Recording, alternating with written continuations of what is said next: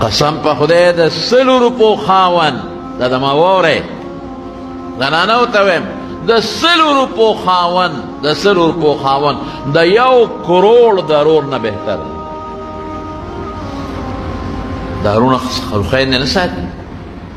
دا خو ترسوی ساتي خو چې کله ښځه و چې کله بچي و شي بیا په خویندو څوک څه کوي ورور خور نه ساتي بیا به په پردو کوڅو کې ګرځي بیا به څه کوي د مارونو دا نه راپکار خاوند هم ظلم نه کوي د خپلو ښځو سره چې دا مجبوره کوي دا د پلار کره لاړه شي ظلم به نه کوي او طلاق دې هم نه ورکوي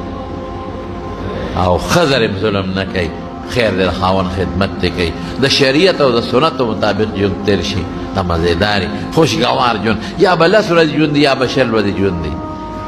یا به میاشت ژوند دی د انسان یا به کال ژوند دغه د دنیا څه